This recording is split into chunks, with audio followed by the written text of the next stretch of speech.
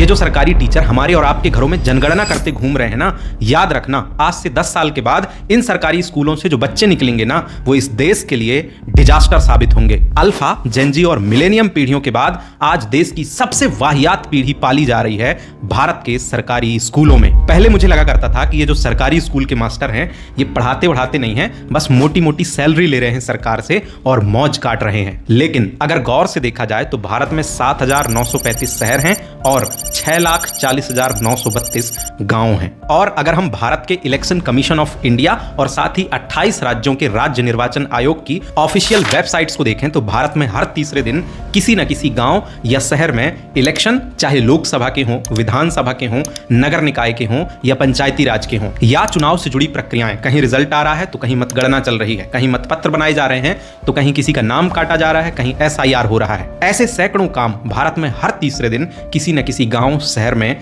चलते रहते हैं। और इन सारे कामों का जिम्मा किसके सर दिया गया है? हमारे सरकारी शिक्षकों के। और केवल चुनाव ड्यूटी नहीं, चाहे जनगणना जैसा विशाल जटिल भयंकर काम हो या टीकाकरण का डेटा एंट्री करना हो। मिड डे मील तो चलो फिर भी मान लेते हैं कि ठीक है, स्कूल के अंदर रहते ही दाल चावल शक्कर तेल नमक मैनेज करना है, लेकिन भूसा कुछ ज्यादा नहीं हो गया? भूसा अभी क्या हुआ है कि उत्तर प्रदेश में कुछ महीने पहले एक नोटिस जारी करके एक खास इलाके के शिक्षकों को आदेश दिया गया है कि हर शिक्षक को कम से कम 1 क्विंटल भूसा अपने आसपास के लोगों से दान में मांगना है और फिर उस भूसे को अपने आसपास बनी सरकारी गौशालाओं तक भिजवाना है। और ये कोई रिक्वेस्ट नहीं है, उच्च अधिकारियों का आदेश है शिक्षकों के लिए कि ऐसा करना ही है। हम जब ऐसी घटनाएं सुनते हैं तो हो सकता है अगर आप सेंसिटिव हैं तो थोड़ा सा ऑकवर्ड लगेगा, लेकिन आगे बढ़ जाते हैं। अपने घरों के आसपास गली मोहल्लों में सरकारी मेल फीमेल टीचर्स को झोला टांगे घूमते देखते हैं, पर हम सब नॉर्मल समझते हैं कि हो गया, माँ साहब हैं, सरकारी काम होगा, कर रहे होंगे। लेकिन आप उन बच्चों के बारे में सोचो जो सरकारी स्कूलों की उन क्लासेस में बैठे हैं जिनमें टीचर्स हफ्ते में 2 दिन भी ठीक से नहीं पढ़ा पा रहे हैं। उनका बौद्धिक स्तर क्या होगा? क्या कर रहे होंगे वो बच्चे शिक्षकों के बिना खाली कक्षाओं में बैठकर?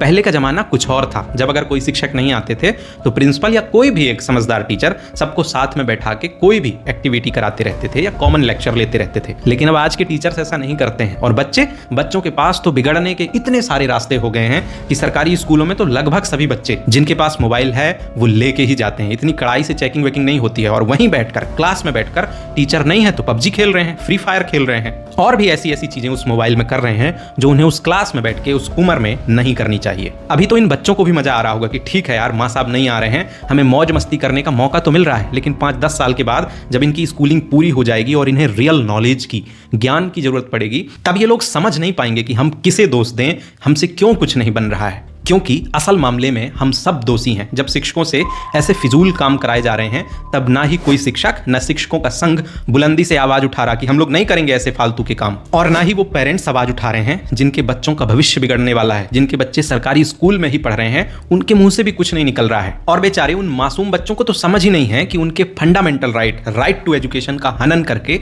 माँ साहब से भूसा भराया जा रहा है। और आखिर में बचते हैं आप लोग, जिन्हें लगता है कि यार हमारे बच्चे तो सरकारी स्कूल में जाते ही नहीं हैं, हम तो प्राइवेट में भेज देंगे।